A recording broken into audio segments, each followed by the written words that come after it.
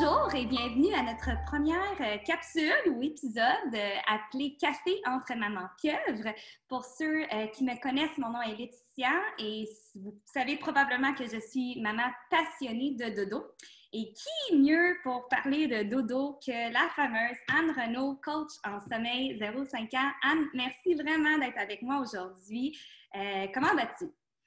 Ça va très bien. Merci beaucoup pour l'invitation. Je suis très contente d'être ici avec vous.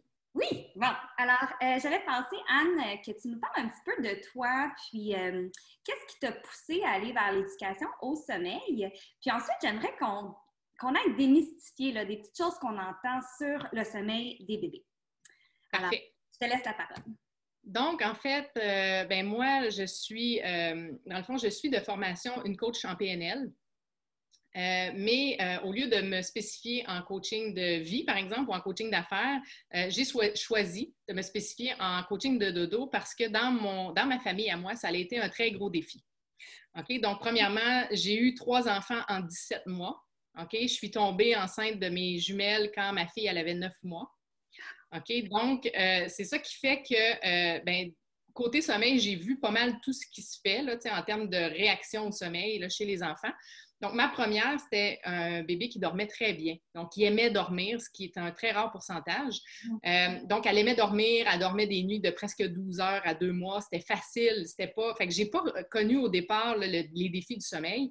Donc, ça m'a aidé quand j'ai su que j'attendais des jumelles puis j'avais un autre bébé. Je me disais, j'ai pas paniqué. Je me disais, ça va bien aller, ça va être correct parce que ma référence, c'était Frédéric qui dormait très bien. Quand les jumelles sont arrivées, là, c'était pas du tout la même dynamique. C'était des bébés qui n'aimaient pas dormir. C'était des bébés, qui n'étaient pas bien sur le dos. C'était des bébés il y avait plusieurs choses. Puis les siestes étaient très courtes, ne dépassaient pas 45 minutes. C'était difficile avant qu'ils s'endorment, tout ça. Là, j'ai rencontré là, beaucoup, beaucoup de défis. Puis un jour, moi-même, j'ai consulté. Puis après avoir fait affaire justement avec quelqu'un en sommeil, ça a changé ma vie. Ça a changé ma vie dans le sens que j'ai réussi à comprendre qu'en tant que parent, tu sais, des fois, on se sent un peu impuissant quand nos enfants ne dorment pas, mais en tant que parent, il y a des choses que je peux faire pour les accompagner. Puis ça m'a remis en contact avec mon pouvoir de parent. Puis j'avais le goût de redonner ça justement à d'autres familles pour que ça soit, que je puisse partager finalement avec eux le bonheur d'avoir une jeune famille. C'est beaucoup de travail, mais quand nos enfants sont reposés, c'est vraiment plus agréable. Ça a un impact sur toute la famille. Donc, j'avais le goût de redonner au suivant d'une certaine façon. Fait que c'est comme ça que je me suis retrouvée à faire ce travail-là. Je me reconnais tellement dans tes paroles là, parce qu'on dirait que... Puis je pense que c'est pour ça aussi que ça l'a comme cliqué en nous dès les premières vidéos que j'ai vues sur ta page. J'ai vraiment été... j'ai dit, je veux rencontrer cette femme-là, je veux faire affaire avec elle, malgré que ça allait, même si ça allait pas super bien, dodo de notre côté aussi avec mes jumelles. Mais je pense que c'est ça aussi qui m'a fait... qui a fait que je voulais faire affaire avec toi, que je voulais t'engager, c'est que je me suis dit, t'es maman jumelle, tu vas comprendre. Oui, c'est ça, parce que quand on a 2 bébés en même temps, c'est souvent, tu sais, on vit des défis différents. Puis des fois, faut j'avoue aussi, on ne se sent pas tout le temps compris ou on ne sait pas, tu sais, on se dit, OK, ça, je peux le faire avec un, mais avec 2, je fais comment? Tu sais. Donc, c'est sûr qu'avec cette expérience-là, c'est beaucoup plus facile pour moi aujourd'hui de guider des parents de jumeaux, là. Ah, c'est un beau parcours et je dois avouer que je suis très contente que tu as choisi cette voie-là parce que vraiment, là, sans tes services, j'aurais définitivement pas autant d'énergie pour faire une vidéo. Alors, embarquons dans les mythes parce que c'est vraiment des mythes que j'ai beaucoup entendus quand mes jumelles étaient petites puis que j'entends encore beaucoup. Alors, je me lance. Donc, le premier, c'est moins le bébé dort durant la journée, plus il dormira le soir. OK. Effectivement, c'est vraiment quelque chose qu'on entend souvent. Ce qu'il faut comprendre, dans le fond, c'est que le sommeil, c'est important sur une période de 24 heures. Donc, ce n'est pas juste le sommeil de jour, ce n'est pas juste le sommeil de nuit, c'est une combinaison des deux.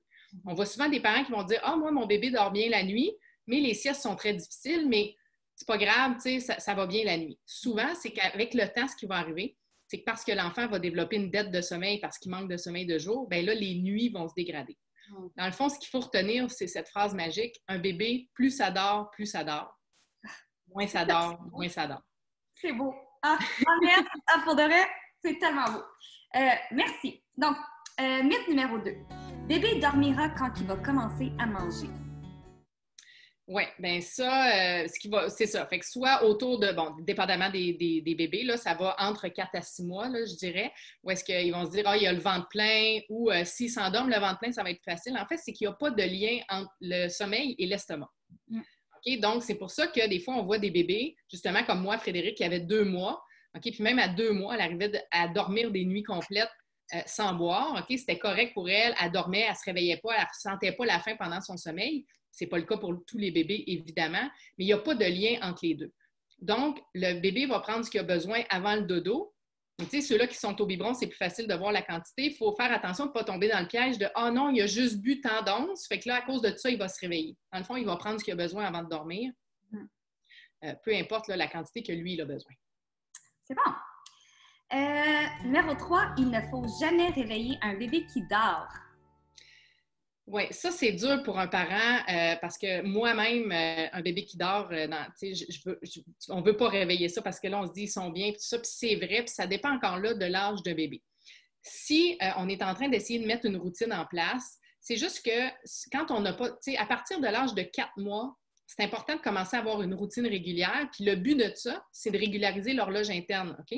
Fait que si on n'a pas d'horaire régulier, bien, c'est plus facile parce que là, on ne sait pas quand est-ce qu'il va s'endormir, on ne sait pas quand est-ce qu'il va se réveiller. Là, à travers de ça, on essaie de gérer les heures de boire. Là, on se dit, bien là, on le réveille-tu, il n'a pas bu, mais là, il dort, fait qu'il ne doit pas avoir faim.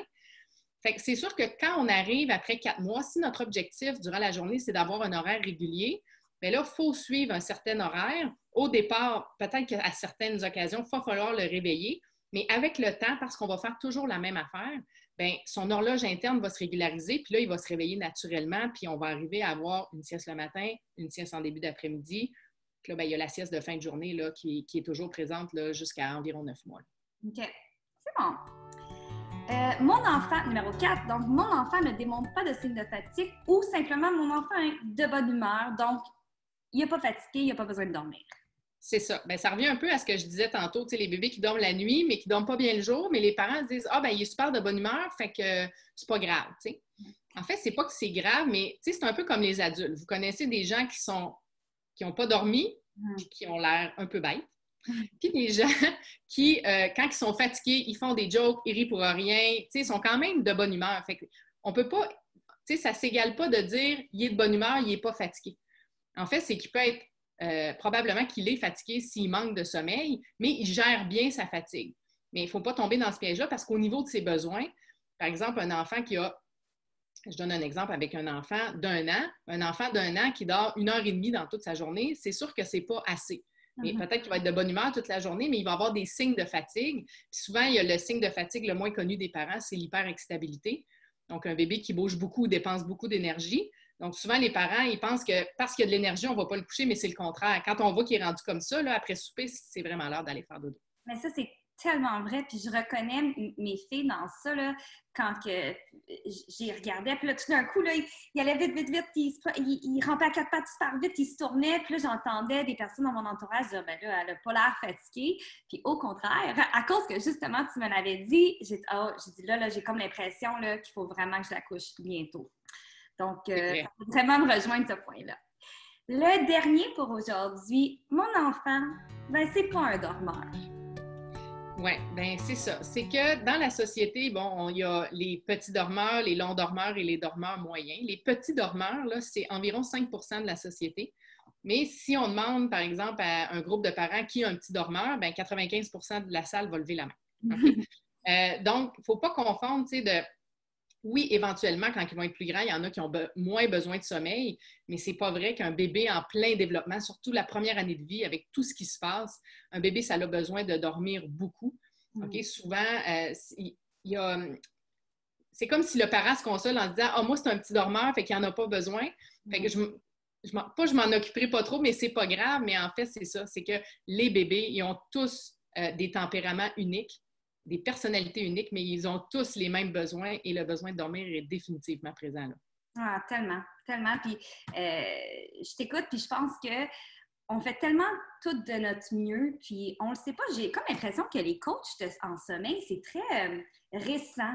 Puis pourtant, moi, il y a tellement de recherches là-dessus, puis pour justement les guider ton enfant vers des bonnes habitudes de sommeil. Puis je pense qu'ici, tous les parents ont fait de notre mieux, mais justement, le but avec la vidéo, c'est de faire comprendre aux parents que il y a quelqu'un pour vous guider, il y a il y a des choses... Des solutions, c'est ça. Exact, des solutions, tellement.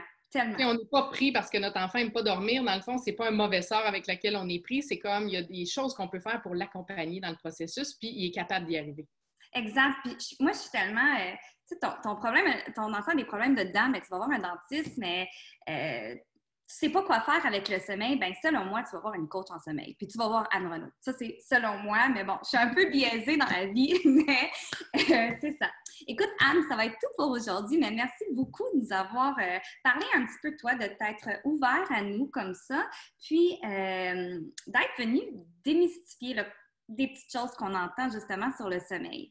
Alors, c'est tout pour aujourd'hui, mais on se retrouve dans une autre vidéo où est-ce qu'on va aller aussi démystifier quelques mythes, mais ceux-ci un petit peu plus en lien avec les jumeaux. Alors, j'espère que ça vous a plu et si vous avez d'autres questions ou si vous désirez voir des petites capsules que Anne Renaud a faites, bien, je vais vous mettre le lien juste en haut de la vidéo. Merci! Merci beaucoup! Bye!